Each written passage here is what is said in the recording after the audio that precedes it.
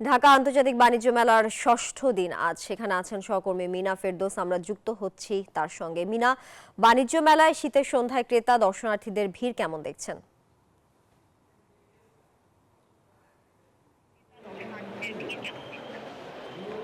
ধন্যবাদ তানিয়া আপনাকে। আমি জানেন যে আজকে মেলার ষষ্ঠতম দিন। সেখানে কিন্তু আমরা দেখেছি গতকাল থেকে আজকের উপস্থিতি কিন্তু খুব বেশি। আসলে স্টলগুলোতে আসলে কিন্তু উপচে পড়া ভিড়। আমি যদি একটু স্টলগুলো দেখানোর চেষ্টা করি, আসলে যে এখানে মানুষজন ভিড় করছেন বিভিন্ন স্টলগুলোতে, তারা দেখছেন, কিনছেন। এছাড়া বাচ্চাদের যে খেলনার যে স্টলগুলা, এছাড়া বিদেশি যে স্টলগুলা, সেগুলোতে আসলে মানুষজন বেশি ভিড় করছেন।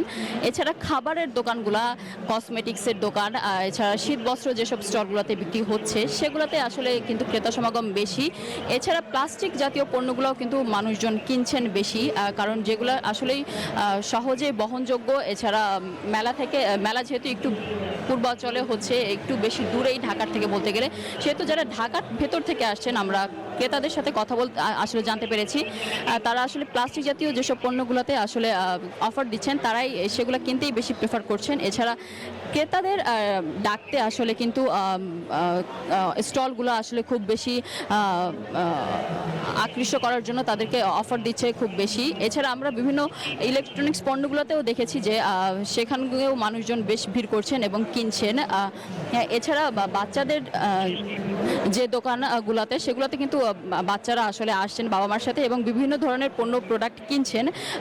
এছাড়া বিভিন্ন স্টলগুলোতে আসলে কিন্তু মানুষজন ঘুরে ঘুরে দেখছেন। এছাড়া মেলা কিন্তু চলবে রাত 10টা পর্যন্ত।